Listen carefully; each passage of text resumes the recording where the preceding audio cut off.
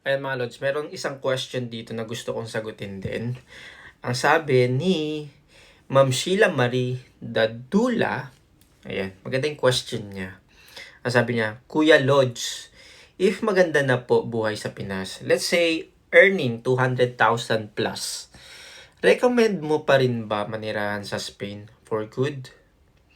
Yung ganitong question, ang sagot ko dyan, kung ganyan nakalaki yung kinikita, sana nga talaga sa Pilipinas, 200,000 pesos plus. Hindi na ako alis ng Pilipinas, Lods. Kasi sa experience ko na magsi 7 years dito sa Espanya, masasabi ko na nandito ako para lang sa asawa ko. Nandito ako para magtrabaho, para makaipon, at makapag-invest sa Pilipinas. Which is yun yung ginagawa ko. Yun yung ginagawa ko. Yun yung ginagawa namin dalawa. Yun yung plan namin talaga. Dito lang kami magtatrabaho at the same time, habang nag-iipon, tapos babalik ng Pilipinas, doon kami nag-i-invest. Kasi, alam mo, sa totoo lang, ako mismo, personally, in my personal opinion, and in my personal experience, kahit anong ganda ng bansa, kung ipinanganak ka sa Pilipinas, tas ang tagal mo dun nakatira, ng mga kaibigan mo nandun, especially nandun yung family mo, hindi mo gugustuhin na mag for good sa ibang bansa. Nandito tayo, or nandito kami kasi, una-una, mas malaki sweldo dito.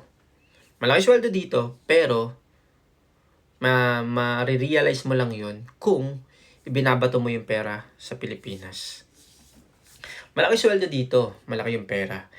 Pero, kung ano yung currency dito, syempre, ganun din yung ginagamit natin. Okay?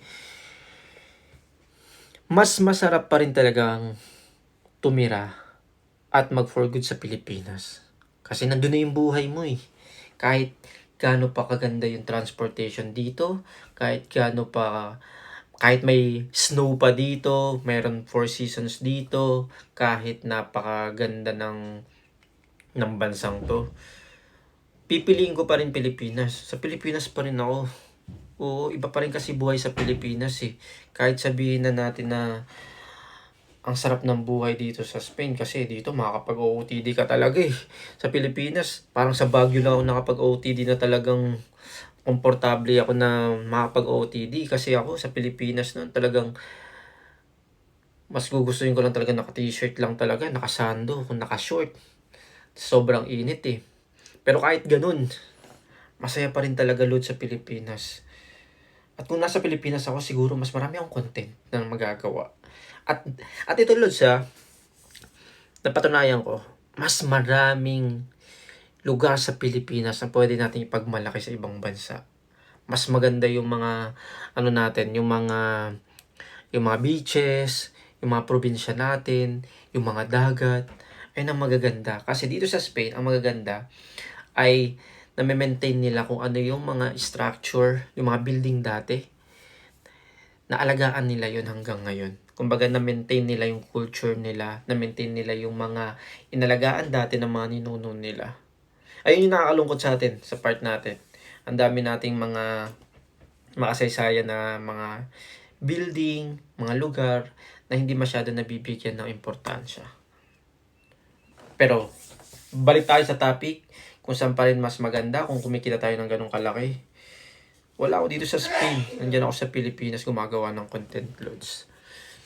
At ini-enjoy ko yung buhay ko. Kasi dito talaga, trabaho, bahay, trabaho. Ito nga oh, day off namin, kaya ang dami kong ginagawang content kasi ito lang yung oras na pwede ako makagawa talaga ng content na hindi ako nagdanakaw ng oras. Kasi dito, puro lang trabaho. Mula umaga hanggang gabi.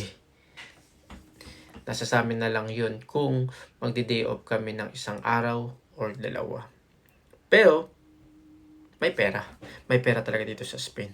Na ang hirap hanapin sa Pilipinas kung isa kang regular employee. Ayun naman talaga yung mission eh. Kaya bakit nag-OFW yung iba? Para kumita ng pera.